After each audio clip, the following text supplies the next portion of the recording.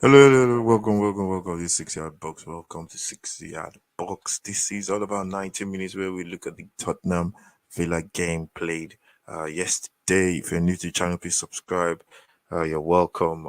This is a quick look at that game played yesterday between Villa and Tottenham. Tottenham came into the game with loads of injuries as well. And I think the game was a surprise. It was a shock to everybody. It was a bit of a it was a bit of a surprise. Some of the team, even the team list, I didn't know about the injuries um,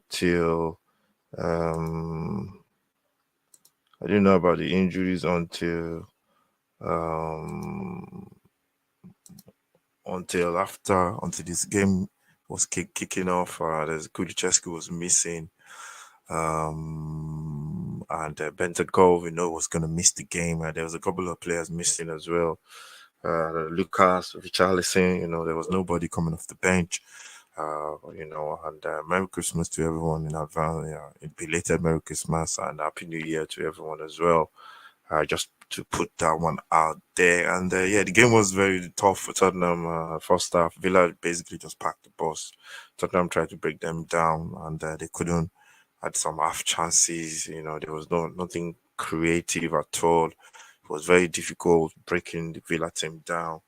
And it was tough. It was tough going. The game coming into the game, I thought Tottenham were going to have a better chance of. Actually, I thought they were going to win. I didn't even know about the team list until I saw the bench that Tottenham had, and it was basically. I tell you, the bench was shocking. The bench was shocking. We couldn't bring any player on to come and affect the game, and it was really tough for Tottenham. And second half came, goalless first half. The fans were restless. They were booing. Second half came, and that's what normally happens.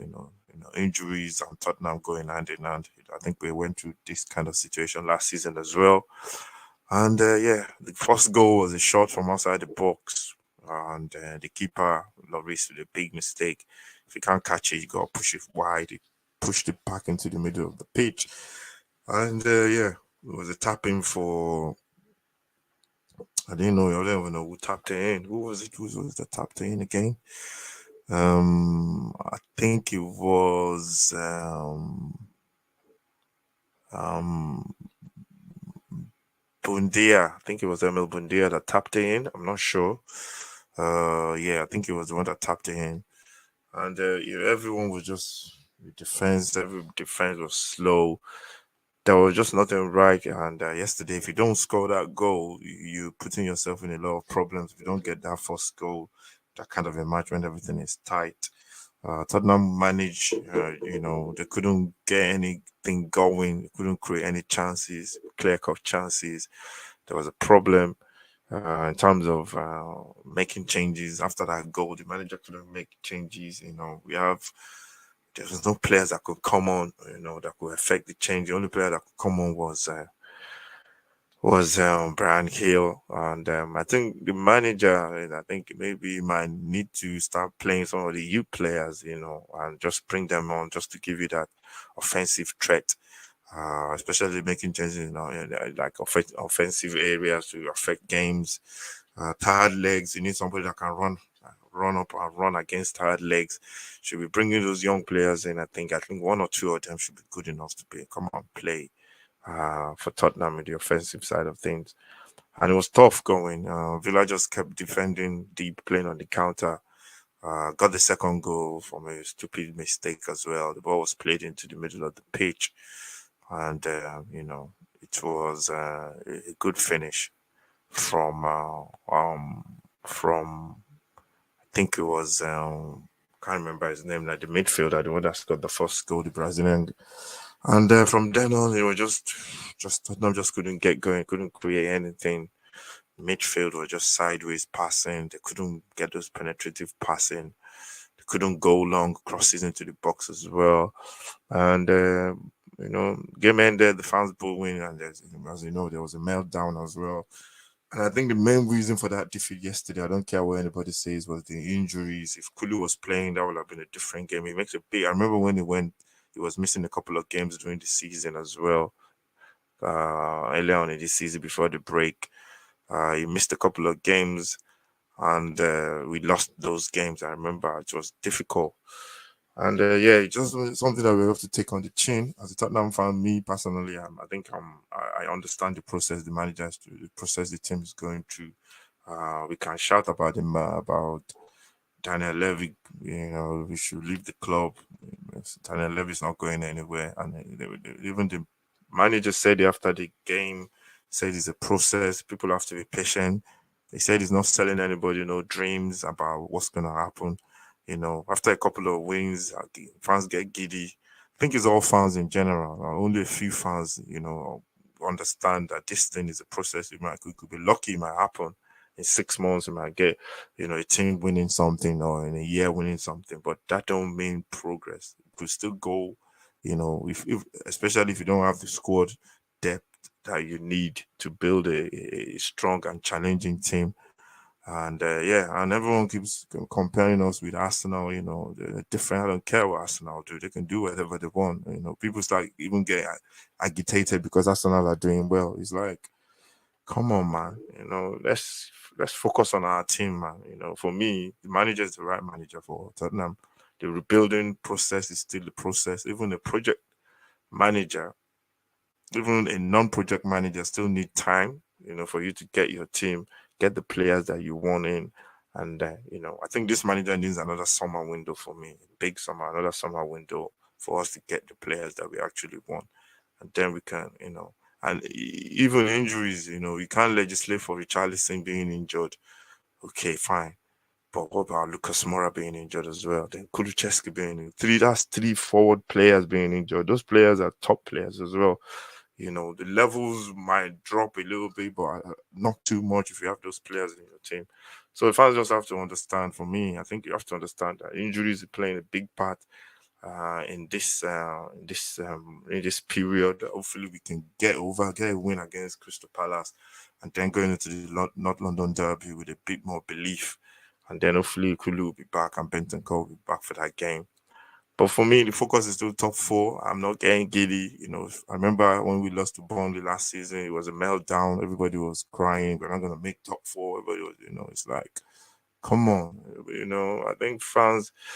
I think the best thing to do is I'm just gonna be saying what I think. But sometimes I can't help reacting to what fans are saying. I know everybody's entitled to their opinion, but sometimes it's not even an opinion. It's just basically look at the reality on ground.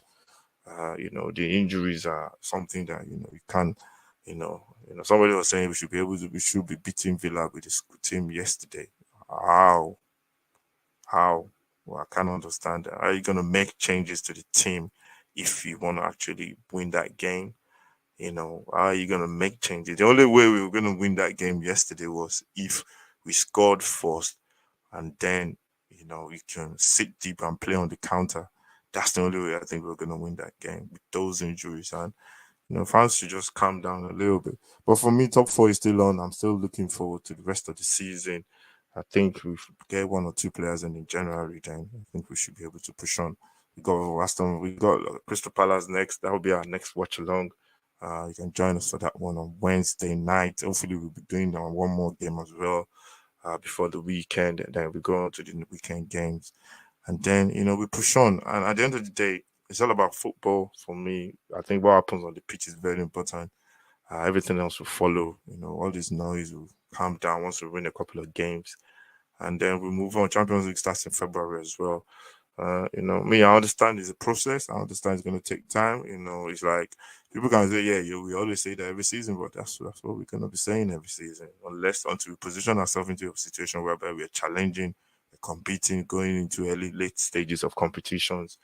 It's going to be like this, and if Conte decides to leave, because Daniel Levy won't give him enough money.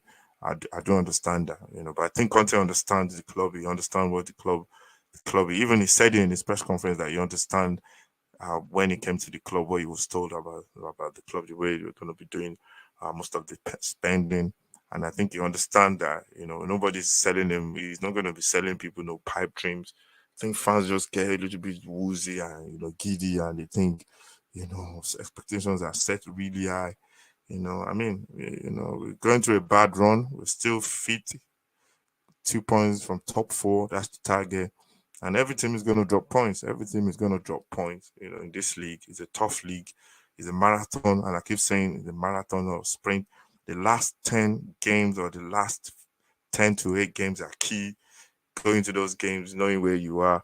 And I think people should just calm down. People should calm down. They should just calm down, relax, and let's see what's gonna happen at the end of the season. So yeah, that's all about 90 minutes. That's my match reaction to the Tottenham Villa game. I think I think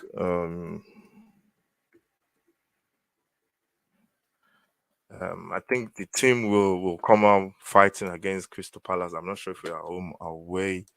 Let me just check that. I'll check that one to see if we Tottenham. I think we are away actually. I think we are away to.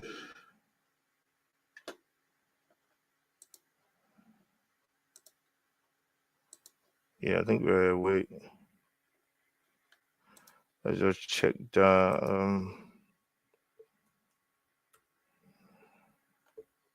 Yeah, I think it's away at Palace. Yeah, I think it's away. We're gonna be away at Palace to tomorrow on Wednesday. We're gonna be away at Palace on Wednesday, game day 19. Yeah, we're gonna be away at Palace tomorrow on Wednesday. And yeah, it's gonna be tough. That's a tough ground. We always go to that ground. We have to be really strong. The crowd are on top of the pitch, and I think we just need to go there, try and get a goal, and then settle in. So yeah, that's my match reaction. Thank you very much for watching. Make sure you subscribe, smash the likes, come subscribe to the channel. When I get to 100 subscribers, I think we're on 60 something now. Thank you if you're new as well. Watch out for all our content. And remember, the podcast is dropping this week, the Footy Mouth podcast. Thank you very much for watching. Make sure you stay safe, and I'll catch you next time.